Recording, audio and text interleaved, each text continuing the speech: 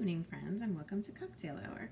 So I have to say that I have often not cared for the drink. I call the Manhattan, but I do like whiskey, and so I've never made it myself, and so I feel like if I mess with it a little bit, maybe I can make a version of it that I like.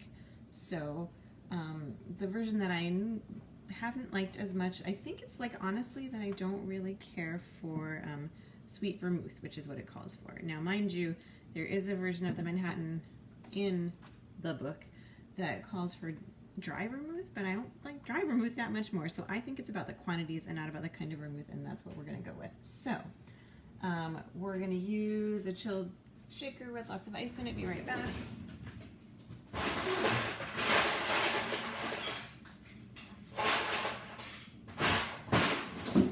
And this might be bad. Who can say? All right, so the book informs us to use 2 ounces of whiskey. Also says to use rye or bourbon, which is lucky because what we have is bourbon. And so that is what we will be using because that's how I selected it. So that's 1.5 ounces. And that is another 1.5 ounces, which is basically 2 ounces. Again, math folks, thank you for not checking my work. That's not the top for, that's the top for something else. Okay, we don't have to put the top back on. Actually, that was just unnecessary and outside the frame. Okay, cool. So that, and then it calls for 1/2 ounce of dry vermouth. No, of sweet vermouth. And this is where I think we should just like not use that much. So I think our technique is going to be to use a little. That's a little. See how that goes. Cool. And then it also calls for a dash of bitters. So we'll give it a dash of bitters. It specifically mentions Angostura, which is what we have, so that is fortunate. Then we're gonna cover it up and we're gonna give it a shake. Oh, I'm like now covered in bitters apparently. Somehow that leaked, no one knows why. Okay, sorry, the towel is outside the frame. Okay. I hasten to add the recipe says to stir, but we're shaking. That's what we do. All right, we get our chilled cocktail glass. That has been chilling in the freezer.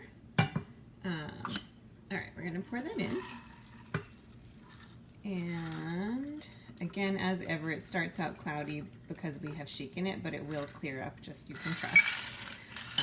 There we go, pouring it in, excellent. Oops, so the 2 ounces that are 2+ ounces makes it quite full. All right, and then it says to garnish with the maraschino cherry.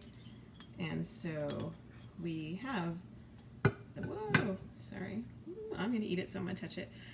We have the world's finest cherries known to man, the Crasdale cherry, coming directly from the supermarket. So let's see how that is. Maybe it's okay.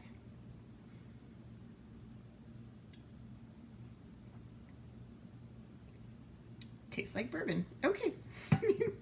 With a slight maraschino cherry aftertaste, which I think is the vermouth. Yeah, it's not bad. Okay. That is what I recommend for the Manhattan. If you, like me, want to seem like you're drinking a fancy cocktail and not just a cup of bourbon. But yeah, I don't think the cherry is what makes it too sweet because it doesn't taste sweet. It really is just the cherry. But definitely the vermouth, I would go light on that. So enjoy. Happy cocktail hour. Cheers, friends.